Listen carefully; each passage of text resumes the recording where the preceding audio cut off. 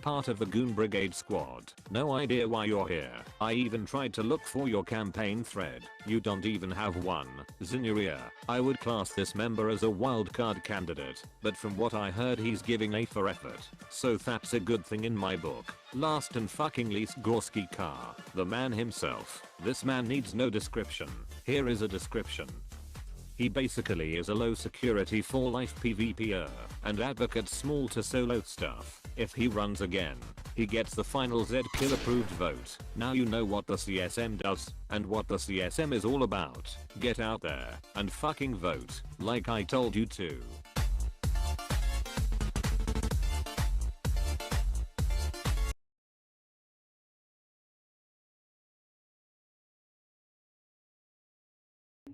Hello and welcome everyone to the Mind Clash Podcast, episode 22. Snow delay. Oh god, snow delay. And then technical issues. And then snow delay. And then everybody showed up. So that's good. We did it, gentlemen. I'm just stunned that it's somehow not my fault. It's probably Mike Azariah's fault. Success. That would be Mike Azariah's fault if all of the recordings of this just wiped from the face of the internet. Because that man has the most terrible gremlins. Somehow they definitely infected everything. This is not my standard video.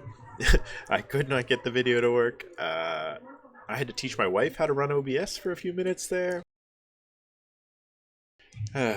Anyways, let's do a show. How about that? So, since this week was the CSM Summit in Iceland, we're going to have as much conversation as we can about the CSM because, you know, it's CSM season and that's all we talk about now on EVE talk shows, right? Pretty much. Yay, more voting. I mean, this is just the year of election conversation, right? Well, This let's... is a fun conversation, though. I'm okay with this one. Fair enough. Well, let's start with our current reigning master of the CSM, Jin'taan.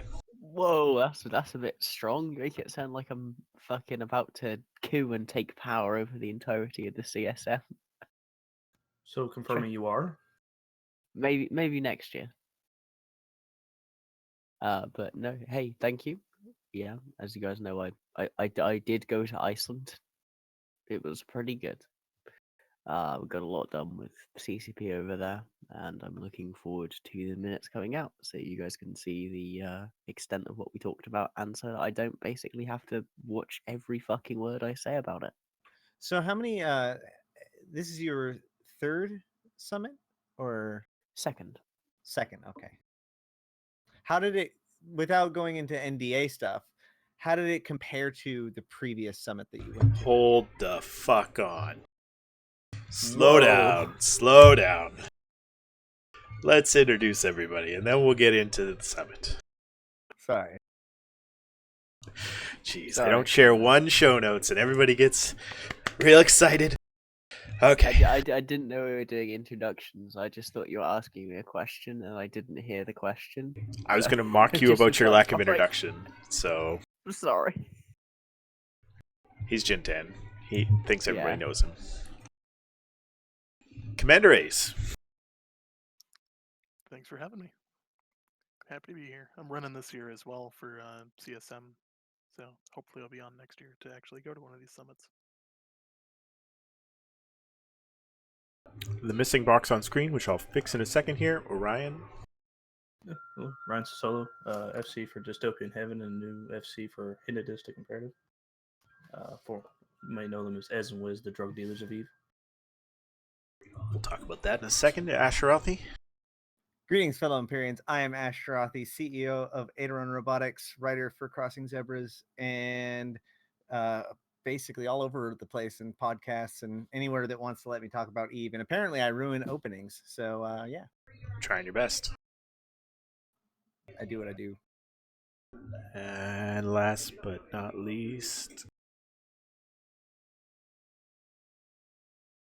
Wait a minute. Is that everyone? No. What? Oh god. I'm all screwed up tonight. Buesing, are you here? Yes, but just listening, so no invite needed. No intro needed. Okay, fine. The silent lurker in the night. It's creepy, but I accept it. But yeah, I'm hoping I will wake up during the show, as it is currently 3 a.m. local time. You are the hero of the CSM. No, I just hate myself more than I enjoy sleep. Well, we have Sleep is the mistress of Eve. We appreciate you coming. I should do an intro for myself because technically my title's changed this week. I'm Meredudd, now formerly a member of Shadow State in Goonswarm, now a member of Iron Armada. Some nullsec guys who live in Wicked Creek. Decided to get out of the block, you know?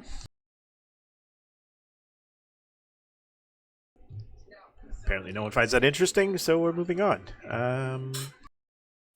Iron Armada, are those the guys? I know that they have an interesting history with, like, is that the Corp? It's a Corp Alliance, yeah. They have an interesting, like, history of just running every alliance they get into the ground. So, like, I hope they don't manage to run their one Corp alliance into the ground. That would be really awkward. I think a lot's changed for that, but again, we're probably getting off the track on that end. I don't know. I don't want to like poke straws. That's not even an expression. What the fuck is wrong with me? Poke straws? Well, I mean, I've Poke hung holes. around- That's what I'm thinking of. Holes, not straws. I've had some interactions with Iron Armada since they left Cloud Ring, and it's always been fairly positive with at least the corporation that's kind of done their thing. Well, Tridget's a regular guest around here, so you can make fun of him when he's around. Don't worry. He likes it. Yeah, I've never really talked to him, so I can't talk mad. Well, regardless, I'm hoping to have a new, fresh start out in a smaller group where I can have a little bit more impact and feel a little bit more connected to what's going on in the front lines and actually have maybe interactions that mean something opposed to fights that are on our good terms or not involved. We'll see how it turns out. I'm sure I'll share stories of the whelps and the successes as we go along. Yeah, I wish you the luck with it.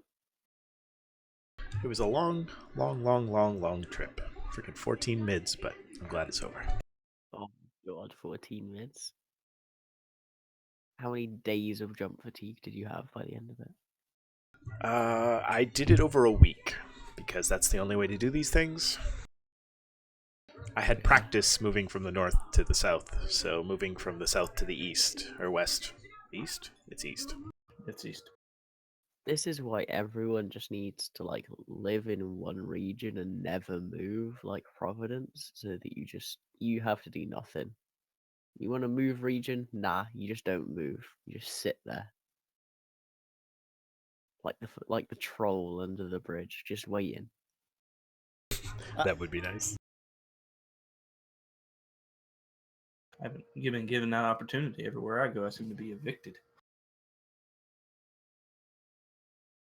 I don't know about you guys. I'm in faction warfare. I don't have any of these problems. I don't even know what a mid is in comparison.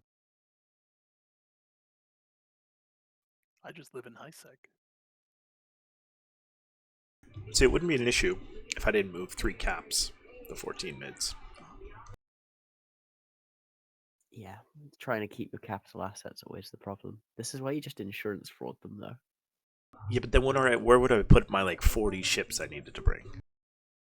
You sell them, and then you just buy them at the new destination. This is why you should never take any advice from me, because I'm more lazy than I am worried about my ISK. Everything boils down to trit. Everybody buys trit. Just, On Delph. Yeah, I can feel you there. I had to sell a bunch of stuff in Venal because we were moving a fountain. And I was just like, man, I just didn't feel like moving all that stuff. And luckily enough, the logistics out the fountain isn't near as bad as like where you're going. Well, let's tiptoe around the news that isn't CSM related for a half second, and then we'll probably fall into that quagmire. We talked about it last week, but we'll bring it up again. The Guardians Gala starts on February 14th, a 2-week NPC event. The Guardian Gala, yes. I am super pumped for it. AKA the Valentine's Day, I don't know, drug-fueled orgy between the Guardian Angels and the Angels Cartel. And the Serpentis Corporation. Fuck. Yeah. Well, yeah. So it's Angel Cartel and Serpentis, but as we all know, the Serpentis or the Angel Cartel are the defense, like they pull guard for this. Excuse me, the Serpentis through the Guardian Angels. So in these sites, it's like a big party that they're throwing, and we've been hired to break up their party. So we go and we fight their defenses, which is probably going to be very, very similar to previous events like the Period of the Throne and Crimson Harvest event. So there's going to be 2 or 3 waves of frigates on the outside, an acceleration gate, 2 or 3 waves of cruisers, and then like a battle cruiser at the end. And the battle cruiser will drop a skin, a random skin, and whatever. And some variation may apply. There may or may not be acceleration gate. There may be some change in the way that the ships work. But in general, that's kind of the way that every single one of these things work. So expect to see 1 random skin off of every one of the bosses, and then like maybe some other item or items like clothing or whatever that get thrown in with it. There was a hint that the drugs could be part of the drops. Right. So the Serpentis are a well-known drug cartel, kind of. They are the guys who did they were big drug runners back in the day, and they created a big drug haven in Serpentis Prime. And so they've always been associated with drugs. In fact, the legalization of drugs that occurred earlier in last year was tied to the Serpentis as like the government trying to weaken the Serpentis' niche. So the Serpentis has actually come up. This is, I think, the 3rd or 4th time that they've come up in a major event in the last year, which is why when I first found out about it, I tweeted, Guardian Gala, why does it always have to be snakes? Hey. Nice. Well, I love those events. I'm totally going to be running lots of those. Yeah, it's going to be really good. It's the first major event to occur after Ascension. And they've given the alphas plenty of time to get to cruiser level capabilities, which is what's going to be required to do these sites. They are almost all of the Galente ships, which is interesting. In previous versions, we've gotten Amar ships. We've never gotten a blanket of all of the race except for Amar. They look very similar to the last event, the YC, the Yule Festival event. But instead of being blue and spotted with gray, it's red, like a Rodin bronzish red. And then that Angel Cartel spotted model work over it. They're pretty cool. You can check them out on Singularity. Yeah, definitely beautiful. Yeah, well, as with always, I'm pretty sure we'll see people come on, farm all the skins, and enjoy themselves. There are many people who enjoy having a massive collection of skins for reasons that I am not entirely sure of.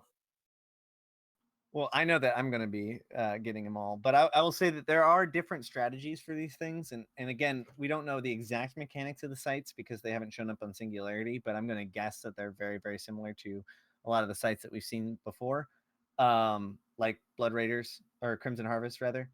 And so what will happen is HiSec will be all about competition, right? Because you can't necessarily kill each other.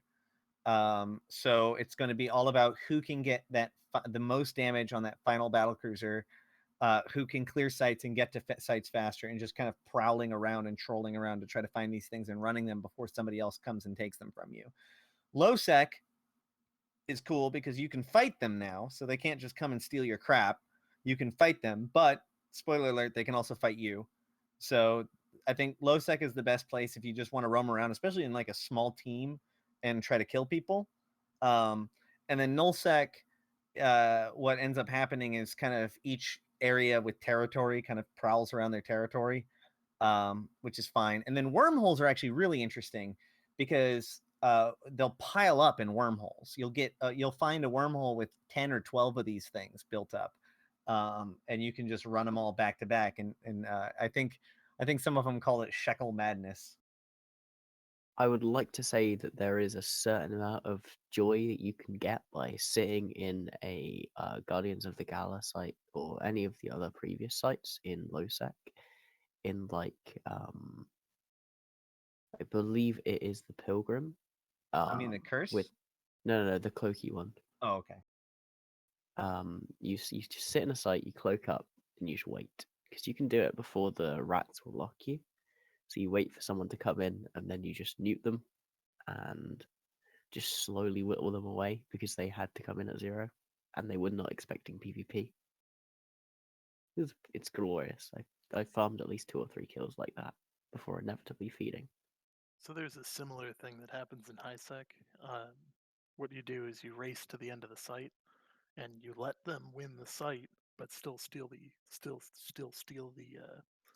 box at the end of the drop.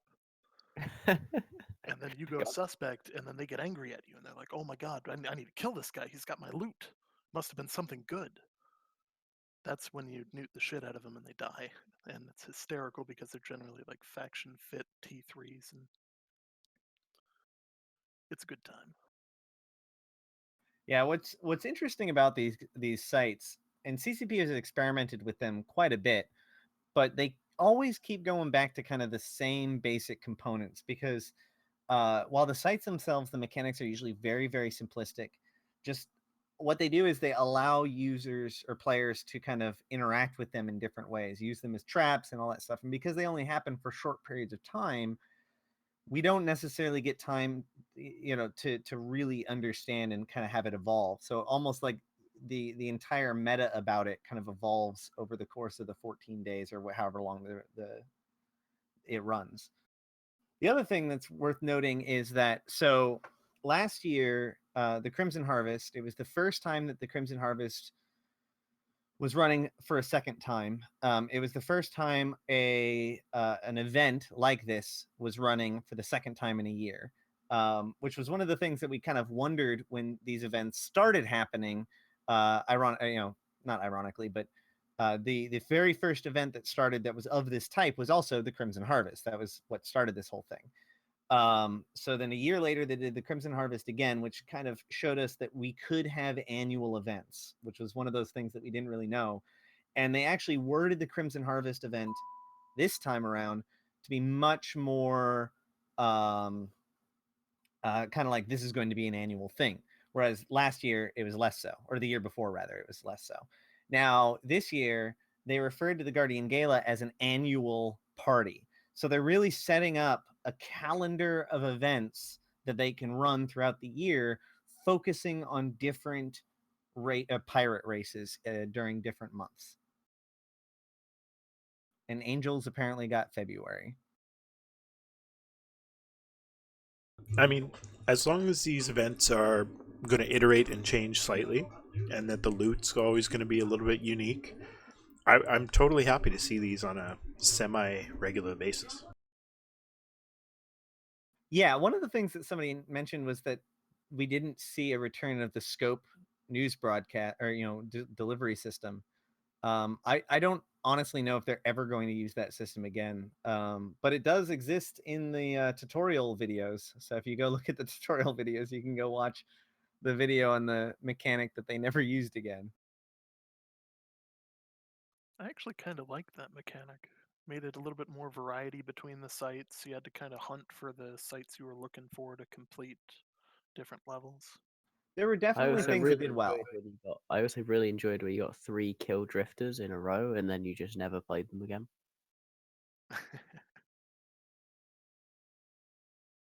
There were definitely pros and cons in the room that would have completed that. Mm-hmm. But no, Anyways, it's a positive thing. They keep people out in space. I mean, it's like missioning, but with not forever available as an ISK source, right? They That's didn't allude to what kind of drugs would be dropping, did they? It's not an ISK source; it's an asset source. But yes, Well, people can sell those skins. yes, that's true. If But they were like, bind on pickup skins, it would be just an asset source, right? yeah, but it's a deflationary effect. Well, not a deflationary effect. It's an ISK velocity effect because you're adding assets into the game that people want. Not any major ISK faucets. That was something I was kind of hoping they would do. I doubt they do it this time. Just like making, I guess, more like the Titan skin maybe a little bit more rare. Make a rarity system to it. Because there's times when I ran some of these, I would get like 4 or 5 super skins. So I was just like, I'm not gonna fly super anytime soon. So, but making those more valuable may make it a lot more competitive, at least to say the least. All right. Well, besides that, we got some teases from the CSM about upcoming things, including the NPE updates, but we will jump into those within the CSM. And then anything else going on around Eve that you found exciting this week? I think the big thing was the super losses from Care for Kids and Fractal Alliance up north. Then, of course, you have CO2, who just placed their Keep Star down. I had not heard about this CO2 Keepstar. Yeah, I'm putting they links are, in Twitch right now. They are sneaking claim to the south, as Esoteria and Paragon Soul have. Is it Paragon Soul? Let me check on the map. But I think it's Paragon Soul have fallen under the weight of the Stain Dragon forces. So all that is left now is for them to ensure that Stainwagon do not make a resurgence and divide up the loot, as it were. And if you're an avid Eve Skunk follower, they just posted their mail looking for people to take over their or take control of the rental part of it for them, so they can start their rental empire. I must say that they might have the best name for a rental alliance that I've seen in a very long time. I believe the holding corp's name Twist the Knife. Oh no, yeah, their alliance name is Band of Backstabbers. The Executor Corp's name is Traitorous what is it? Sorry. Oh, Twist the Knife. Yeah, and the CEO of the Executor Corp is called Traitorous Backstabber. A little on the nose. Little. And then something more interesting is the fact the rate that Rorquals are dying is quite interesting. There's at least 2 dying a day at the minimum, up towards 10 at any given point a day. Yeah, we're looking at like the same figures that we had when peak carrier ratting was a thing, and just like we were seeing carriers just feeding every day. Like you were looking at about 2 or 3 every 2 or 3 every day at a minimum of just people feeding in carriers. I Well, was we'll wondering. see that continue.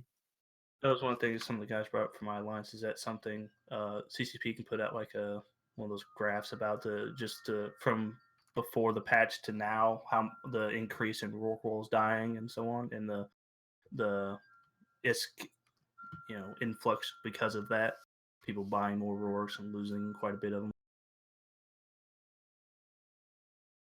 Well, the thing about carrier ratting, passive carrier ratting, and Rorqual mining is it's almost the same mechanics.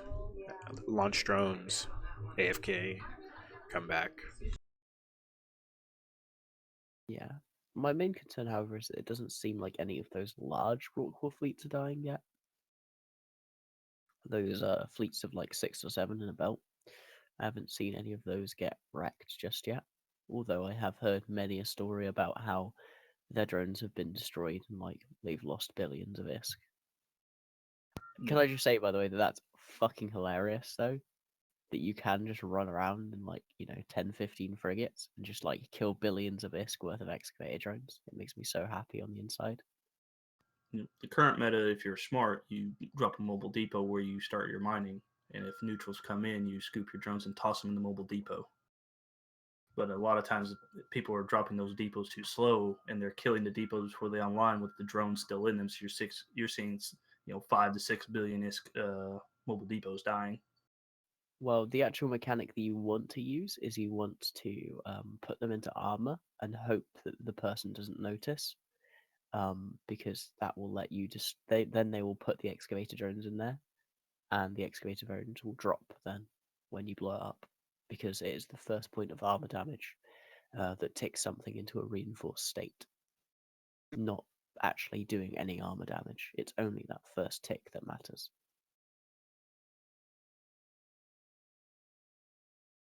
Well, it's good to see that they're dying. I mean, the larger fleets are a tough egg to crack, and I'm sure some of the more skilled groups, probably wormholes first, will find a way to knock them out. I mean, if you look at the losses I posted on Twitch, it's mostly wormholes getting a hold of these pairs, maybe even 3 at a time, in belts and anoms, and killing them off. Inner Hell themselves kill a capital to a day, usually Rorquals, just rage rolling holes into nullsec.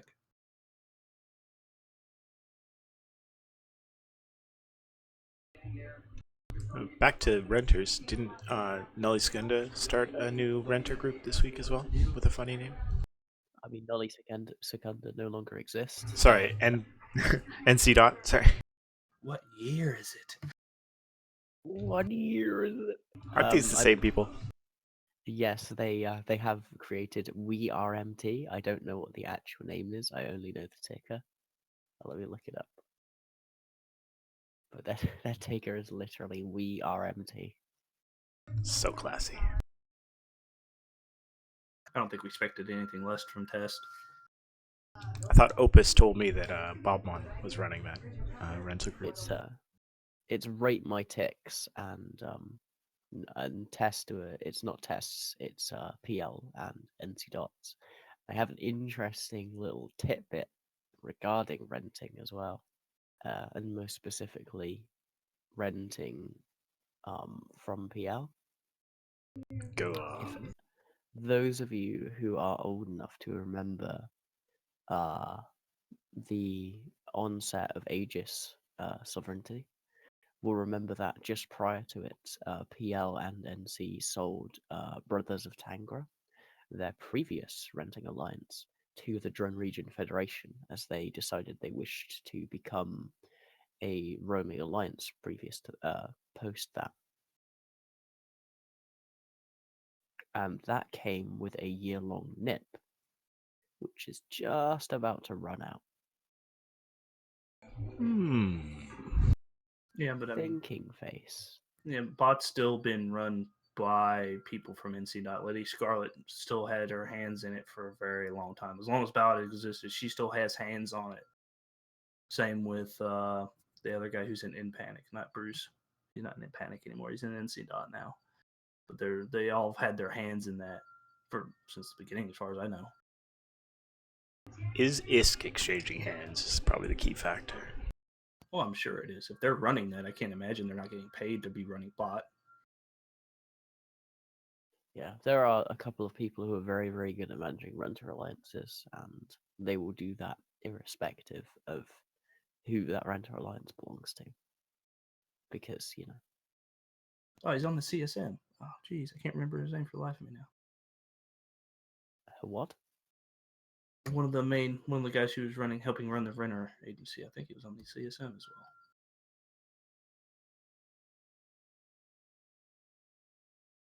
well. I lived in Dronelands for a very long period of time. Oh, Fafer. Yeah, sorry. Fafer, yeah. Good man. To their credit, bot was well run, and even when the Russians took over, it was still good. Most renter alliances are. Mm-hmm. There was a bad time between Absolution Alliance and XDeath when they were taking over their renter empire that had a nasty little hiccup in it. How does everyone here feel about renters? I can see why people do it, but I've become so disillusioned with it, and I've come to dislike it greatly. I strongly hate the idea of renting, mainly because of the effects they have on the game. They basically block off entire areas of Eve to where it's almost impossible to invade anymore. Oh no, I don't particularly mind about that. I dislike the fact that you have areas like the areas of space where people are making the most money are the least interesting to go and roam through, because the people there are not primarily PvP entities. But I think that's more of a problem with Eve as a game than with renting specifically. I also dislike how renting in general disincentivizes wars as opposed to more top-down income, like moons, where you know what you're going to get. And if you already have rent lands, you are heavily disincentivized from invading anyone, as doing so heavily risks your current income flow. Yeah, it's interesting that under Aegisov there was some changes in the rental map early on, but now it's kind of all stabilized out, and it seems like some of the big powers are starting to reestablish their renter empires as they learn that mining income is the new hot shit, and that carrier ratting is, a good second. So those are two perfect activities for a line member and bottom up income. So how best to filter that than through a rental contract?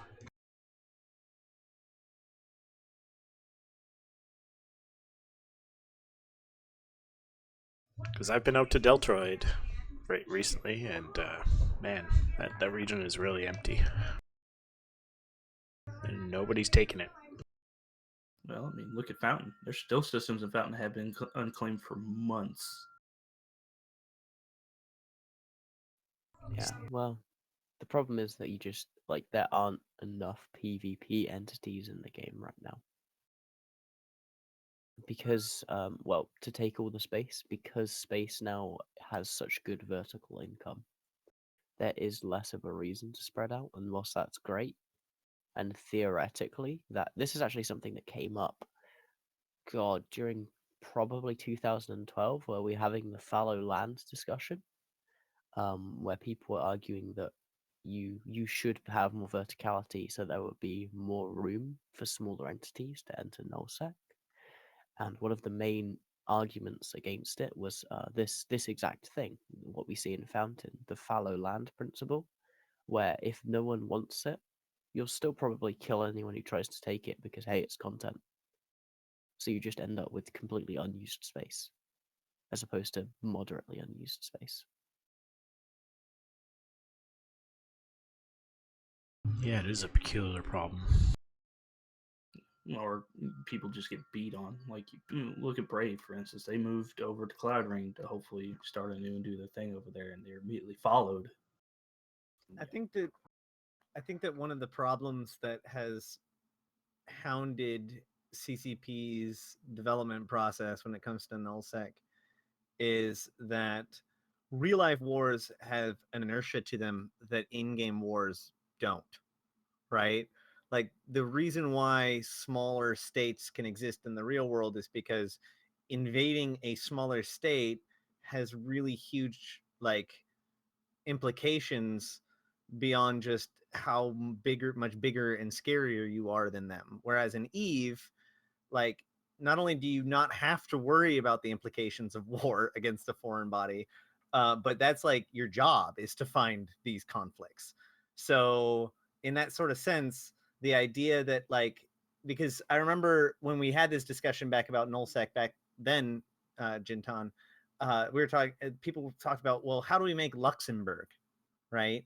Like we have Russia and we have America and we've got Germany. Like we have these big countries, we have these mid-tier countries, but we don't have any of these really small countries that still have a niche.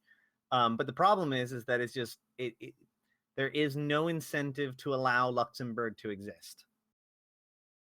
I mean, we do have examples of places like Luxembourg, for example, the Tactical Voltage Coalition. That's Tactical Supremacy and Dangerous Voltage, led by 47. Those guys are a very, very small coalition that's kind of only really found their mark because they have this really fucking weird time zone supremacy, and they're pretty good in it, so people enjoy having them around. But you're never gonna see somewhere like Luxembourg take space from someone like France.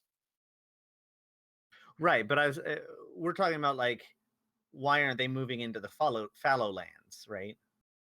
Why is nobody building up new societies within the fallow lands? Because if they move into the fallow lands, they'll get fucking hell dunked by people who are way better than them at PvP. Right, and that's what doesn't exist in the normal political landscape, right? Like, nobody just doesn't have a country there. You end up with that something like that in some areas of Africa, but I suppose. but that's because they're uninhabitable by just simply not having enough natural resources to sustain life, not because no one wants it. I think the other part of this, looking at the sovereignty map of Fountain, the systems that aren't claimed are generally pretty crappy systems. Like security status wise, they're not good for ratting. They don't look particularly good as far as location goes, and they're within jump range of just about everyone. Well, I mean, that's Yeah. a bit deceptive. I mean, past TC, I don't think even Goonswarm can immediately jump in there. But Black Ops, yeah, it can be a little difficult. But again, if you look at the traffic in certain areas, even in Ethereum Reach especially, it's all time zone based a lot of times. Like Ethereum Reach is empty from U.S. time zone on for the most part, other than some northern portions near Paragon Falls and whatnot. So you see a lot of time zone differences between these areas as well that you wouldn't normally see in the real world either. I was noting even that a previously lush area of NPC Delve is no longer active, as Lumpy was evac'd when Goons came. But no one is living in that space. Just a couple solo players who are, trolling Goon space. But there's no groups living out of that NPC pocket, taking advantage of the LP or the ample amount of content around them. I mean, I guess it depends on the content, If you go in there looking for a fight with 5 or 6 guys and, a content lacking Goonswarm drops 100 T3Ds on you, you're just like, why are we here? I mean, it's probably more like a solo Nyx, but Yeah. Yeah, that's more of just a great power moving in so that you can't do anything. Or a superpower. I would still consider Goons a superpower. I still consider there to be 3 major powers in the game right now. And that's the PanFam, that's the Imperium, and that's the central powers of the DRF. So oh fucking hell, I'm gonna have to try and remember them. XIX, Solar Fleet, and probably INSP. is Triumvirate in there? I'd put Triumvirate on that list. Triumvirate are a subsidiary of the DRF. Their relationship is interesting. Like the whole way the east of the map right now works in a very complex web of dependencies and political alliances is interesting and very incestuous. Yeah, there's a lot of ties between PLNC and the DRF throughout that entire region. It's we watched this Triumvirate bent the knee to X-Death, and then currently, a lot of their sub-alliances from Triumvirate within that coalition own 100 systems between one alliance almost. I think 70 for another. And yeah, obviously the whole invasion of the previously Steinwagen held regions was spearheaded by FCON and Triumvirate alongside Test and CO2. And that was an extension of the DRF's diplomatic power. I know this guy who makes war videos, who would probably make it pretty good at making sort this politics out. I should talk to him and see if he wants to do one for drone regions. There's not much to actually say about the drone regions. What I should probably do is just do one about the spheres of influence and where the whole winter war fit into it. But I also have like real life shit to catch up with, unfortunately. Well, let's get into why you have real life shit to sort out, why all your time is gone, and why you're here tonight. And that's the CSM Summit, which was 4 days of meetings in Iceland and probably a couple nights of partying on each side. Dude, 5 nights of drinking, 4 nights of meetings. Good And times. it seems like from the Facebook Live videos that were posted on a daily basis that CSM covered most of the hot topics in EVE right now. A couple notable ones left off, but also raised some current issues that have been in the kind of lexicon of issues for EVE and pulled them to the front, most notably interdiction and bubbles. Yeah, that's something I feel quite strong on personally, but I'm always open for discussion on it. So we'll start here, and then we'll jump into some of the other topics that have been already kind of discussed publicly, and then we'll stay away from all those NDA areas. Yeah, thank you. Yeah, the bubbles. I'd suggest on Twitter as well, and I'm sure it was discussed further. Is just do it by size and by variant. So T1 will last you 2 hours, a T2 will last you 4 hours, and so on and so forth. I Yeah, think that's not a huge problem. The problem is like getting the exact numbers that we want there. Yeah, I think if it's even close to something like that, I think everyone can be happy because then you're looking at hundreds of ISK for these giant bubble traps and gate bubbles that go on in some of these regions. That's just outrageous. Yeah, I in general dislike anchored bubbles to almost a fault.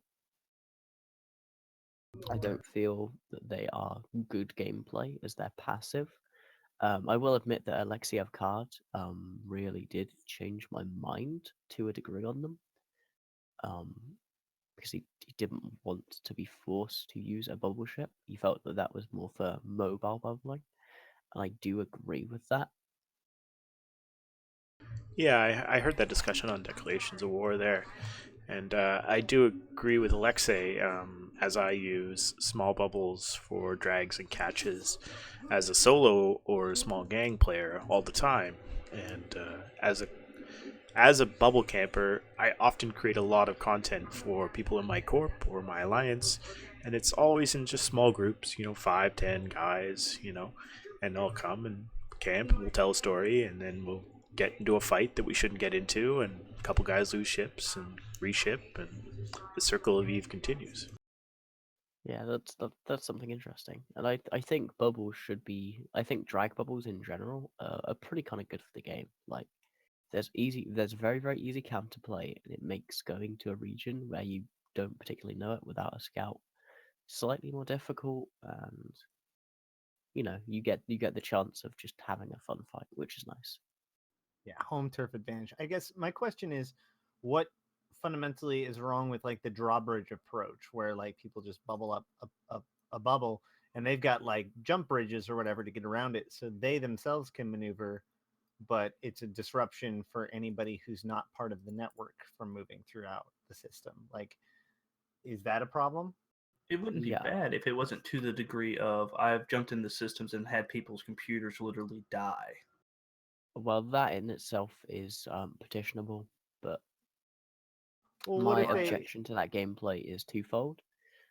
One, I think that's a passive gameplay style. Setting up bubbles and leaving them for a month because no one's going to go through the effort of killing them all is passive defense. And we've been moving so far away from any form of passive gameplay in EVE. I think it's kind of bad that you'd leave that only for the defense of people who want to rat in safety. I think that's just like that seems like a very, very bad exception to give.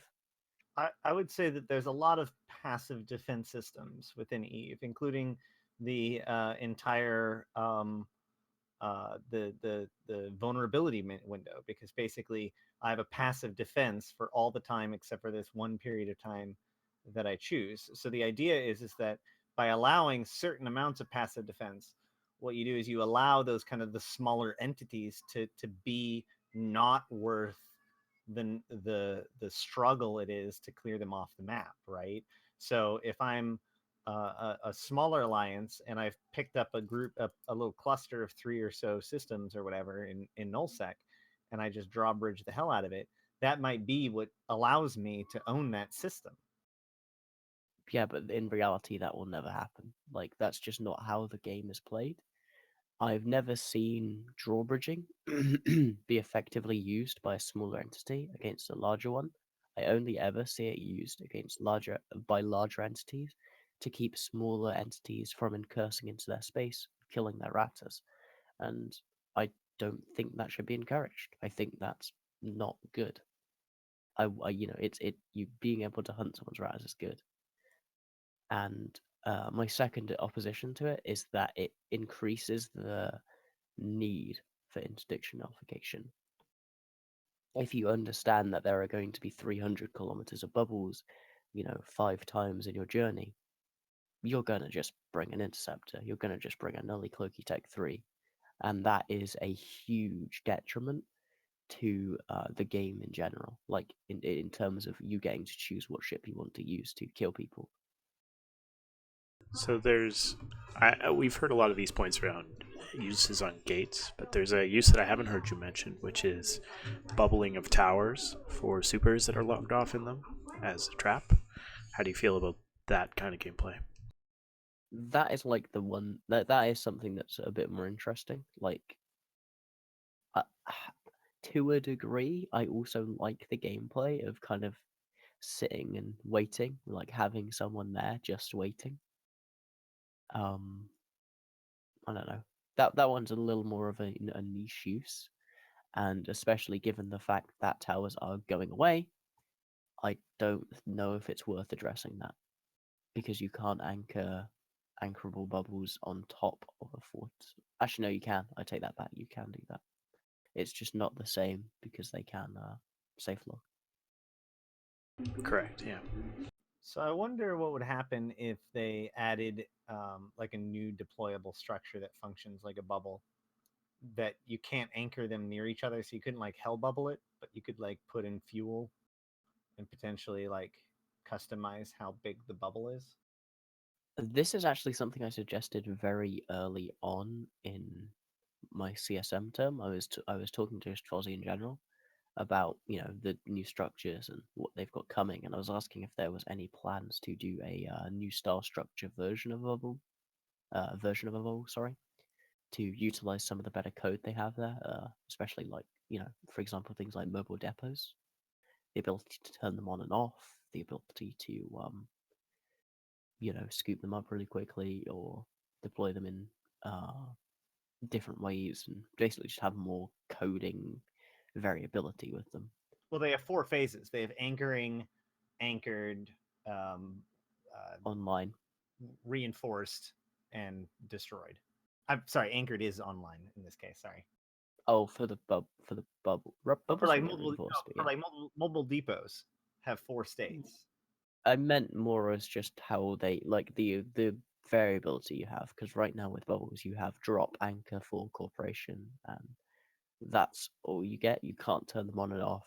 There aren't any exclusions in how far away you can have them from each other. Only 5k from a gate. Like that, there's not much you can do there. So, what about the post on Twitter about it then? Because CCP Fozzie was also looking for feedback about that. Yeah, that's kind of due to the points that we were bringing up. He kind of understood where we're coming from, and when we brought up the conversation with CCP and the community in general, they all seemed to kind of echo some of our major points on it. On how the fact that they just didn't disappear ever was kind of bad. So he came to the community for feedback. That's kind of something that the CSM did, basically. We can point to that as something that we've helped to push forwards. I would say that 24 hours is probably a really good time, because that basically says, well, as long as you do it every day, then you can keep it there. That way, if there is somebody who's like relying on it or wants it to be there, then they can go through the effort to set up their stuff every day, just like a wormhole dude, right? Like he has to scan all of his chains every day in order to ensure he has some sort of amount of security. If you want to set up your defenses every day, then by all means. Also, kill mails. I've asked repeatedly for kill mails for mobile disruptor bubbles. Yeah, I think that would actually go a long ways in people killing them off. The large T2s, though, are still a very big pain to grind through if you're in a small gang, though. Yeah, 30k EHP.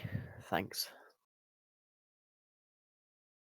I mean, if they had the same lifetime and usability as a mobile tractor unit, which is a 2-day lifespan if you leave it out in space, then some of the longer term gameplay elements like bubbling a POS will exist. And I mean, those kind of modifications to adapt to the POSs going away at the end of the POS code lifetime could be completed at that time. I thought one of the interesting ideas that came up, and this is by no means a new mechanic idea, but the coding for it is going to be a little challenge, was making there be a difference between the anchorable bubbles, the interdiction bubbles, and the heavy interdictor bubble, potentially changing the heavy interdictor bubble so that it could actually catch nullified ships. That's something that sounds really fucking easy. But I can tell you is not fucking easy. Yeah, like the coding for that has got to be just straight aids to try and figure out because of all the if-then statements involved. Yeah, and on top of that, like as a game designer, you just start to immediately have shivers and convulsions because it's like, okay, so everybody can warp unless you have a bubble, unless they're interdicted, unless it's a Hector bubble. Like you have to have rules that are understandable, and when there's exceptions to your exception, like it's the Superman kryptonite problem, right? I build a better superhero, so you build a better counter, and it just races its way all the way up. At some point, you have to say, no, these are your rules, and this is what you can play with.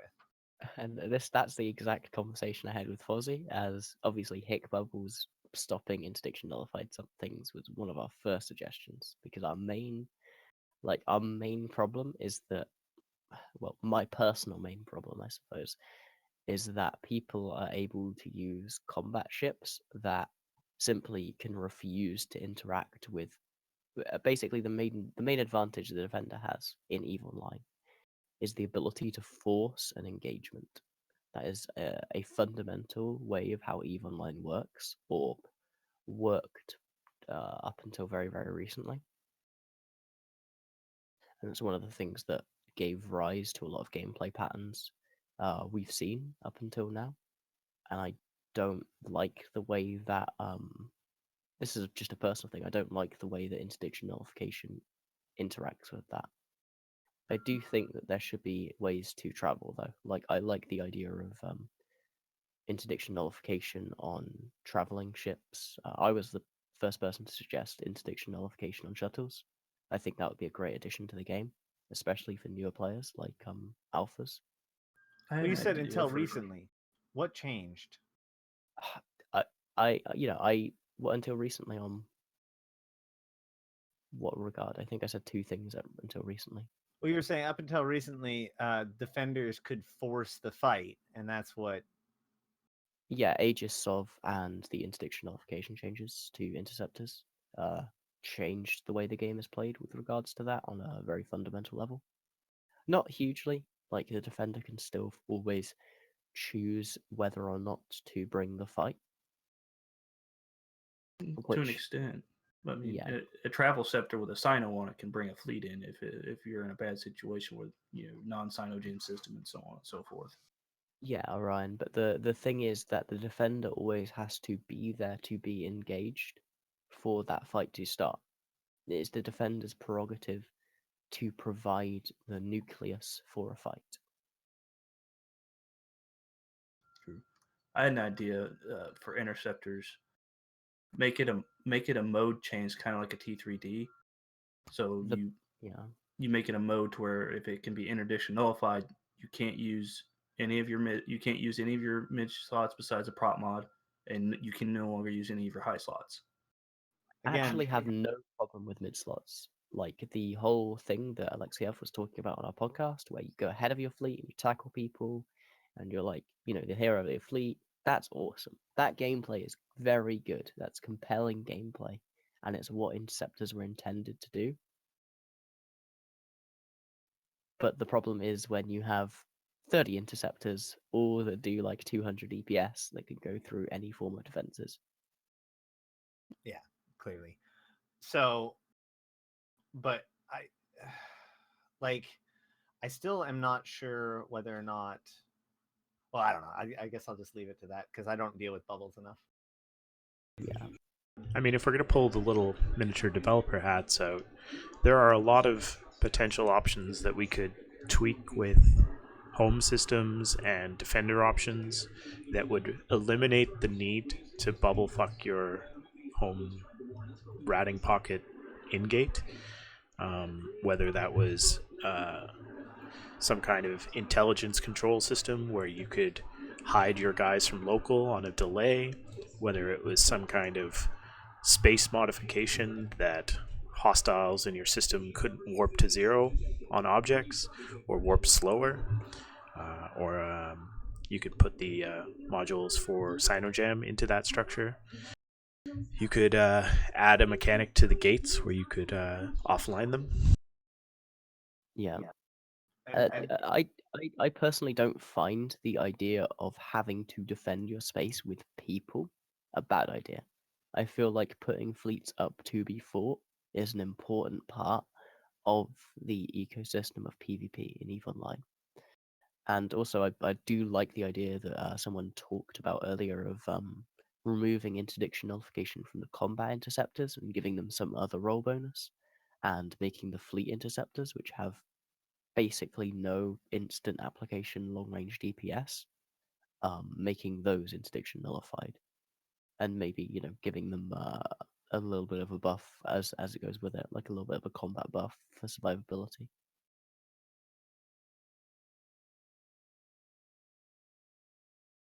Yeah, I mean, there's lots of options in there to either nerf the degrading parts of interdiction nullification or buff away some of the problems around why we don't like the way interdiction and nullification currently works in the game. Yeah, I always try and look at like why is interdiction nullification so widely used, and I think the biggest cause of that was mass use of static, relatively boring, bubble walls to defend ratters, and I saw that as the main problem that it was addressing. And I think there's some consensus, I don't know if you disagree, that just putting a decay timer on that will eliminate some of that issue. Nope, fully agree. I mean, I was the guy sitting in that meeting going for like everyone else was talking about maybe 48 hours, and I was like 4 to 6, done. Just fuck them. You're never going to be online for more than 6 hours at a time. Camp in one gate. You don't need that. You don't need bubbles for that long. Well, you realize that it will just change the meta from setting up those bubbles once a week to setting them up, putting up your ESS, then ratting in your carrier for 4 hours, collecting all your MTUs, collecting your ESS, collecting your bubbles, go back to bed. I can tell you from personal experience that those bubbles last a lot fucking longer than a week. They last. There are bubbles in the game that have been around for longer than 2 to 3 months. Are they on wormholes? No, in just renter space in DRF. Like there are just walls of bubbles that people don't clear because there's no reason to. Because anytime you enter local, they'll just warp away, and you get no tangible reward for killing bubbles other than rubbing some salt in a bit of a wound. It's like a history lesson when you drive out there. You can see all the former groups that were hanging out there. Oh yeah, no, I've seen people ratting behind renting alliance bubbles that aren't even in that space anymore. That's fucking hilarious, by the way. That's just taking advantage of the terrain. The fucking space terrain. So on that topic, one of the things I used to do, I used to be in a renter alliance for a little while. We used to bubble both of the gates that came into our system, and then we would just jump bridge out. This is pre the fatigue, so it was nice, easy. Eliminate the gates as an option, use the jump bridge to get in and out, and just rat frisk all day. I always saw it as a benefit of setting up the defense. I mean, there are a vocal minority of people who want weapon platforms or gate guns that they can anchor in space post bosses disappearing.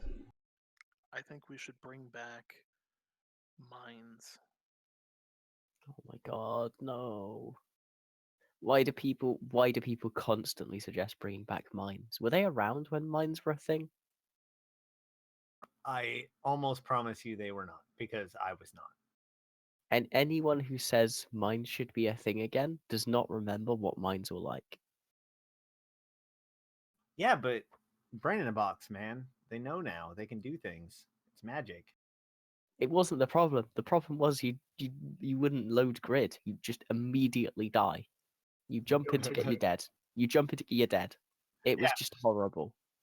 Just think all of the fun of anchorable bubbles with all of the joy of smart bombing battleships on gates. So you tell me it's like flying through Tribute now with NC gate camping and supers? Pretty much. It's like that, except if they didn't have to commit any ISK to the field. Ugh. I mean, Basically, I tell you what, it would solve my intercept problem though. Yeah, bring Just fucking saying, bring back that right mines. there is a Let's go. counterplay for Let's interceptors. go. Let's go. Let's just fucking minefield this shit up. I'll do it. I mean, Nah. it must appeal to you a little bit of your kind of role playing sensibilities that if Capsuleers are as rich and powerful as we are, why would we not just take every fucking artillery and railgun we could and strap it to every gate that we control and just nuke any of our opponents who come through those gates? That's because we don't actually control the gate networks in null security space. But We it's effectively so- rent them from Concord, and they hold jurisdiction over if those stargates are usable or not. So if you really piss off Concord, they will just turn off the gates, and then you are stranded forever in null security space, which you have no way of getting out of. Enjoy your starvation. So that's what happened to the Jove. How do we do that? No. Can you show me how to piss off Concord so I can turn my constellation off that it makes it only connectable by wormholes? And no, the Jove just destroyed their own stargates after the battle with the Amar. It has a very interesting name that I don't remember. Thank you, Asterothi. I can always count on you. No, I don't remember if that was the impetus of them shutting down the gates. But yeah, they physically destroyed the gates. Yeah. Well, that's nullification. The other kind of big topics that were kind of covered at the summit publicly were there is notes on the February 14th update that changes to the new player experience are coming, and that was obviously part of the summit, was comments and criticisms of the Ascension. Yeah, I've been working really myself and Zanuria, and to a lesser extent the rest of the CSM have been working really hard with the NPE team. We really do feel like there's a lot that the CSM can give there in terms of filtering feedback and getting it from the right places to where it needs to go. Now, is there any that you can get into? I know that there's revealed that industry changes are coming in the next patch. I don't know. I don't think I'm allowed to talk about that. Fair enough. Well, my speculation is it's polishes to the industry window for a new player experience, probably with highlighting and pointers and arrows and here, click here. Yeah, they said that they changed some stuff to add a little bit more time to stuff about that. They also added in some new functionality in the industry window and another stuff like buy all remaining materials or whatever. Like they've been doing a Oh, lot of that is really awesome. nice UI love here and there. Yes, that is definitely a useful button that it was really weird that it was missing. Well, it is really weird in the current context, but you got to remember, like 2 years ago, the idea of buy all or even knowing how much your ship was worth before it blew up is just totally foreign. Like that wasn't a thing that happened. So it just kind of tells you how far we've kind of come when it comes to having a user accessible UI, but we still have a long ways to go. My entitlement has creeped up to like the last 6 months, so anything beyond that is just Unusable. garbage. Literally unplayable. You should try PI sometime. It's I exciting. no. So no joke. My wife and I were brainstorming an idea of literally making like a Farmville like app, just like in Game Maker or something, just like a crappy little Farmville app that uses your Eve API and pulls your actual character's data in order to get your stats in order to use it as like mechanics within the game. We'll That make a sounds better cute. PI program. So you're gonna make proper PI, actual mobile phone game PI, which is what it always should have been. It really, really should have. Like, it blows my mind that this is something that CCP Atlanta has not been able to manage. Then again, I see the app that they came out with for Android, and I guess I understand because that thing is garbage. Hey, if you have feedback, I can send it to that I've team, given I it. think. I've given you it to given them extensively, and I'm willing to give them more. I'm an Android programmer, and I'm embarrassed by this app. I think the big thing was it was like 2 years worth of dev time on it, and this is what we got out of it. Tell you what, I will be more willing to sit down and give more intellectual free feedback about it as soon as you can make it so that the front screen updates. That's it. That's all I want. We can talk about every other bug as long as the front screen freaking updates, because right now it says all of my dudes have like 0 seconds remaining in their skill, and it's embarrassing. Or when you go and you get a new mail, you go to click and load it, and then it just errors out and doesn't actually load in the mail, just sits there. Yeah, and like I said, like I've done Android programming for 6 years. So like I know what is easy and what is difficult, and I know what kind of things there is to fix. And there are I mean, to their credit, there are some things that they've made pretty well and slick, and dealing with the API is always a pain in the butt. But there are just certain things that are just not done well.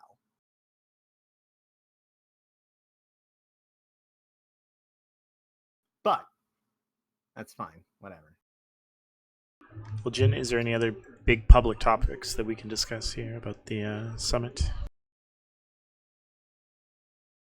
Trying to think of them.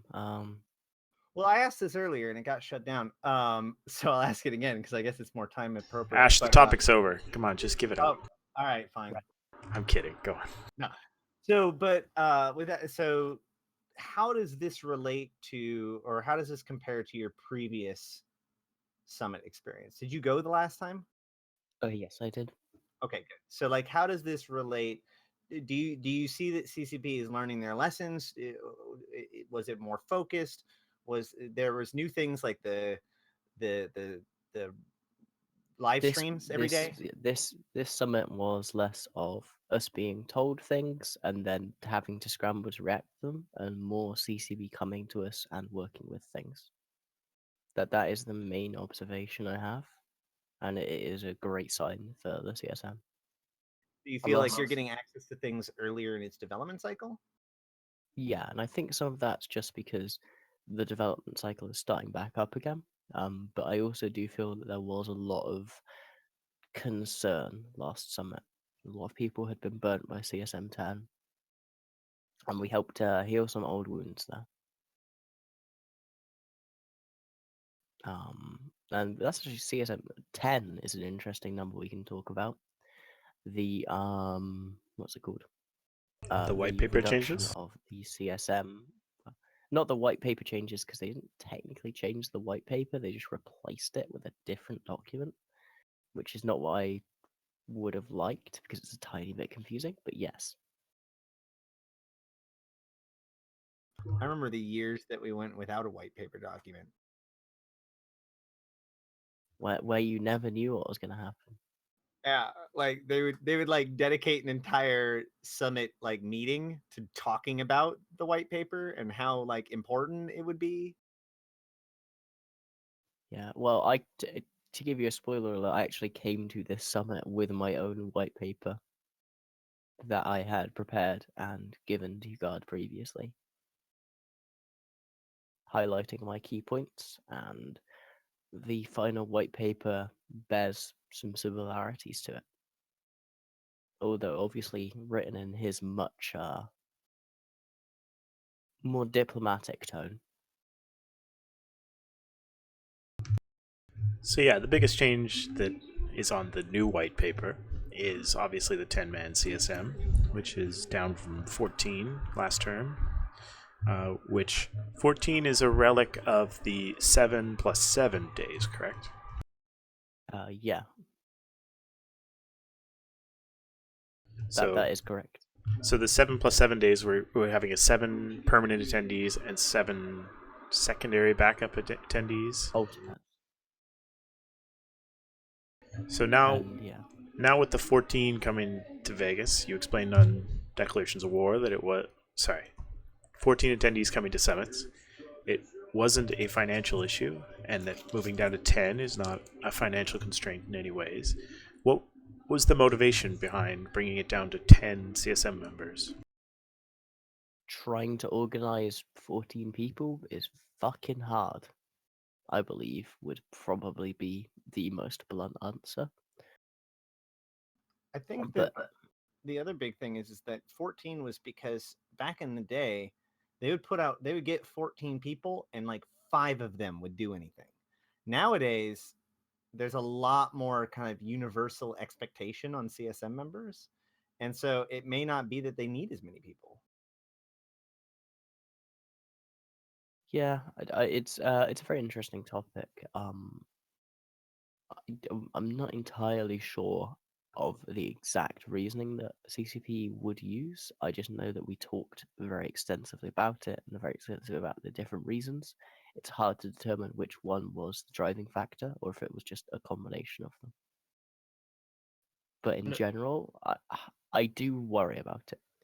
I don't think it was the best number to choose. I think 11 or 12 would be much better. Yeah, I was gonna say because as it stands now, there's still a lot of people talking about how the major blocks, because they bring the votes in, get their CSM candidates in, and it's gonna lower the lower incumbents to come in to having a voice in things.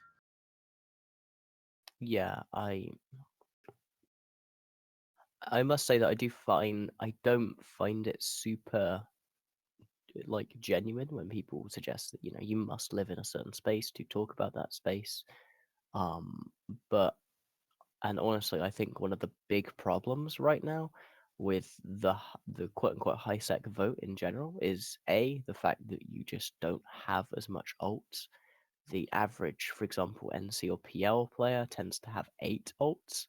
That's maths. That was released by Quant in I think 2015 FanFest. He talked about that. And whereas the average player of EVE Online in general has 1.5 volts. That's the mathematical average. So nullsec blocks have a vastly outweighed number of basically number of votes.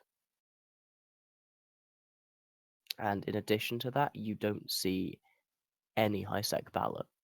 The amount of people, when you look through the numbers of the STV, the amount of people who, when one of these high sec candidates like Toxic or Commander Aze or Tora Bushido or Erika Mizune, when they get eliminated from the STV process, the huge amount of percentage that just go to exhausted is unreal. And what that means is that they voted for that person and no one else. Honestly, there needs to be some form of high-sec ballot, or there will never, ever be large-scale high-sec representation on the CSM. So who's going to organize it? Somebody in Gita Local, probably. So the question is that not necessarily do we have to find a way to make CSM solve this puzzle, but could it be that there are other tools to allow us to get the feel for life in HiSec, right? If it's hard for us to organize a HiSec candidate or representation, then is there a better way of getting the feel of the land of HiSec? Well, I'd like to think I've done something towards that with my town halls and roundtables and just constantly talking to people, but there is to a degree no substitute of having final and like hard experience with certain mechanics.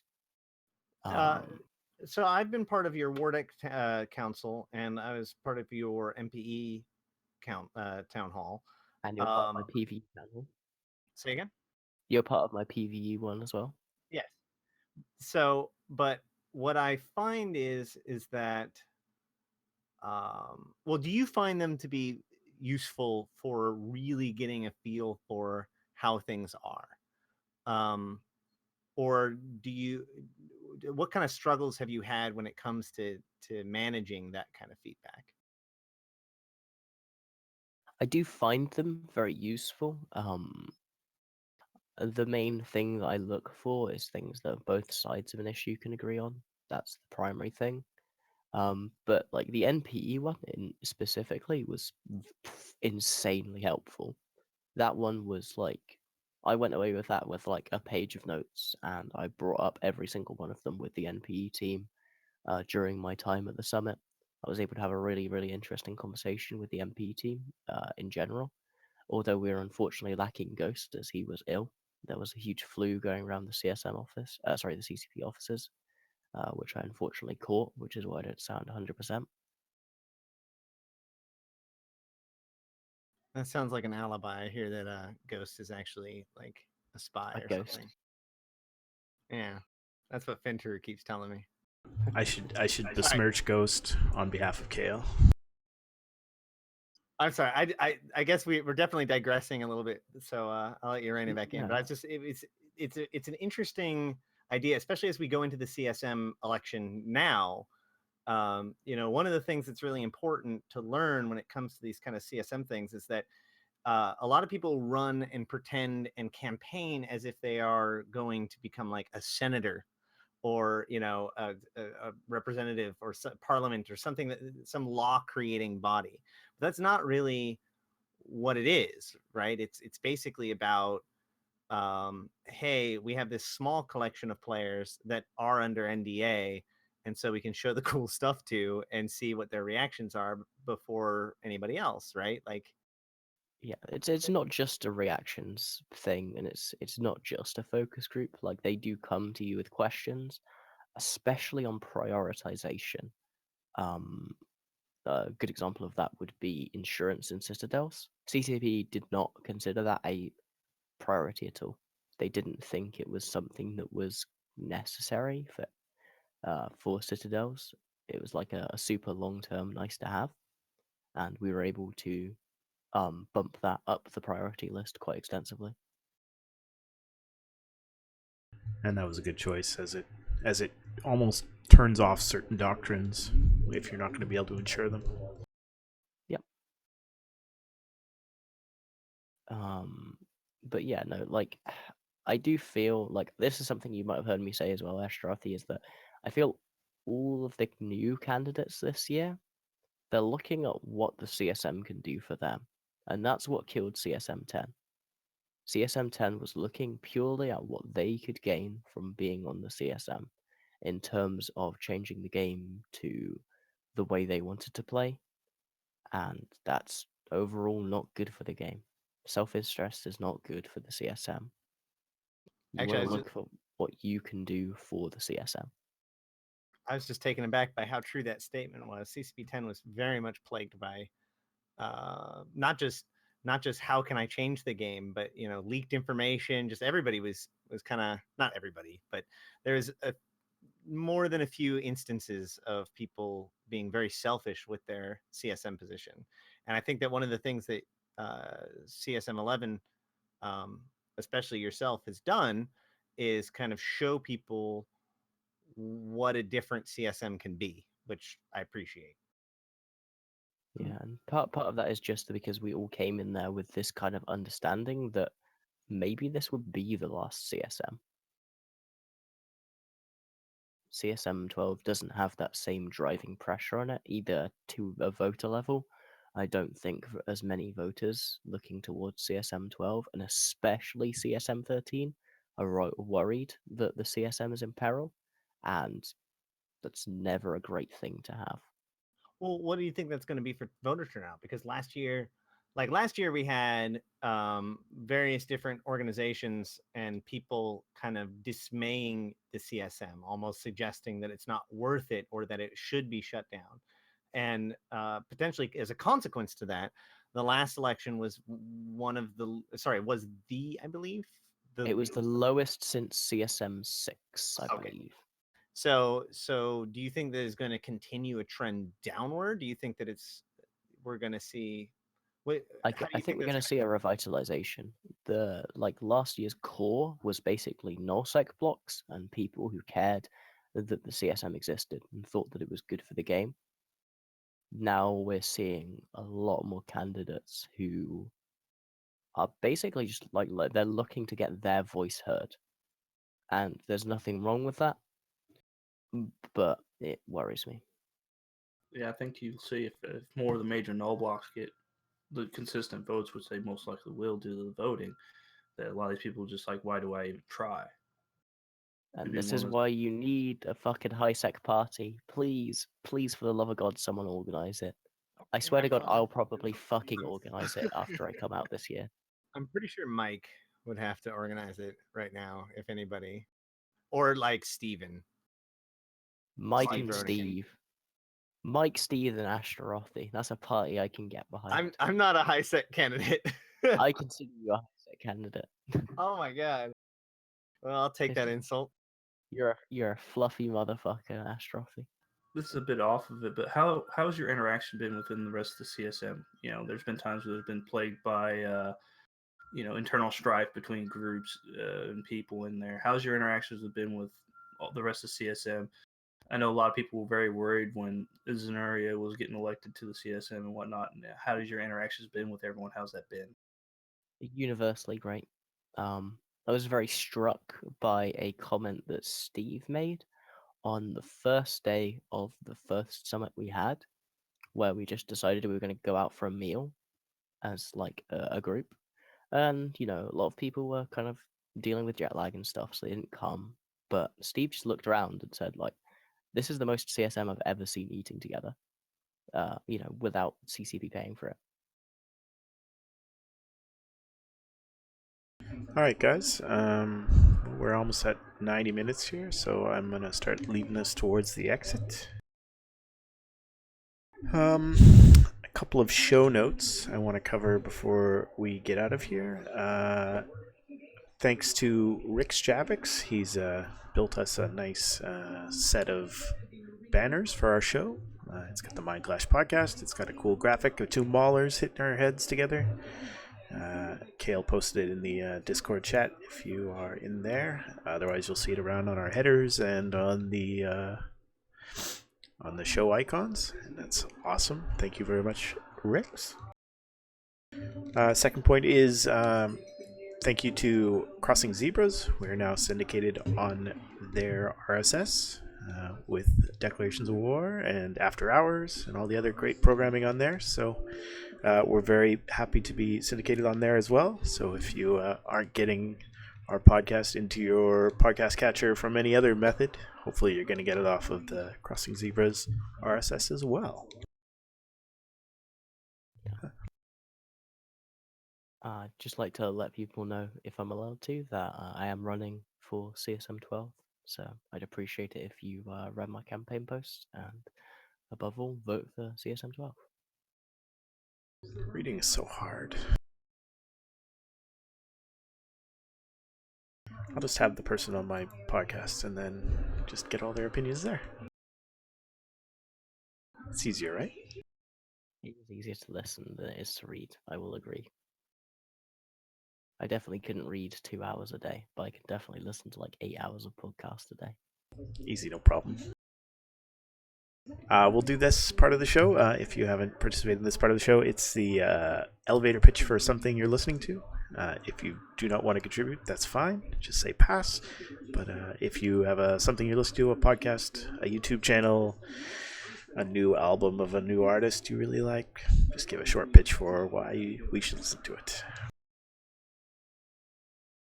Sure, I'll give it a go. I've been watching Today I Found Out on YouTube. It is pretty awesome. It's just one of those like every day they post a video like every day, and it's just some topic.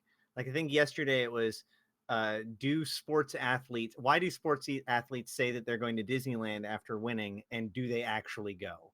And then like, you know, they talk about all kinds of stuff. Why is things the way they are, or about the dude that bought a TV station in Las Vegas so that he could have Netflix in like the 60s or 70s. Like all kinds of crazy fun facts. Awesome. I've been watching Green Beetle again, who is he's a guy who very much enjoys making blades, specifically knives, out of very, very unusual material, such as birdshot and or scalpels and things like that, and just seeing what forging patterns it leaves. And I find like just the process of it very interesting. And he also like talks a lot about the mechanics and science behind it. And it's just something that's amazing to just have on in the background whilst you're thinking. So I can recommend that. All right, I've got two. The first, Eve Prosper, run by Lockfox. Everything news and market data for those that like the graphs and want to know what's good for industry. And additionally, Open Comms, I was on there last week, had a great time. So I'm going to plug them as well. I think I'll go into Best of Us again. It's a channel within Eve for veterans and people associated with veterans who wants to just show support. It's a great channel to be into to help people. If you're struggling with things, especially as a veteran, please reach out to someone and talk to someone. Suicide affects veterans more so than just about anyone else, and one is too many. And if you need anything, please reach out and ask for help. We're not psychologists by any stretch of the imagination. We're not there to treat you, but we're at least there to listen and hopefully get you to pick up that phone or whatever you need to do to seek help if you need it. And I'm gonna pull an open comms card and say I've been checking out the season 2, episode 1 of The Expanse, which came out this week. And oh my gosh, so good, so good. Those like vapor trails as bullets go through hulls that are pressurized. Oh, so good. I don't know if that's real, but it looks pretty freaking real. And oh my gosh, I mean, The Expanse. It's on Sci-Fi, I think, or wherever you steal it from. And yeah, check it out. All right. Well, thank you everyone for coming. You'll have a quick shout out, and then we will hit the button to turn this off. Ryan? Fly smart.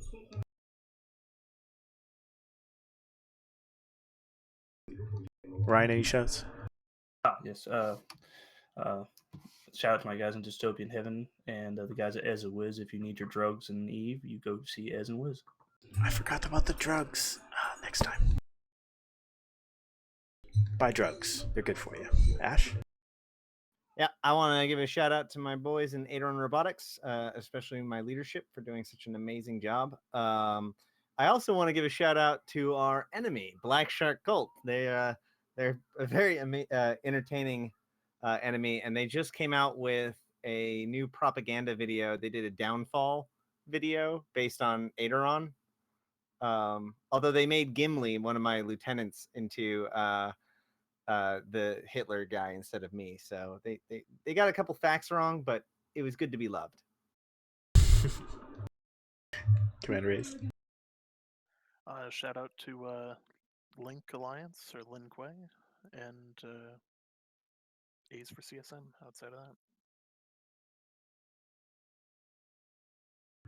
that. Jin'taan. Yeah, my shout out. I was just gonna say I plugged myself for CSM, so I think that's as big a shout out as I want to give. Thank you for having me on, though. I appreciate it. Magnus, are you still creeping here? Everyone have a good week. All right. And I'll shout out my guys in Iron. Tridget, our CEO, just put out a new video of the last war we were in. It's called the Billboard Brawl. You can find it on his YouTube. It features me out of Alliance, brawling in a good old Ferox fight, and all the drama that went around.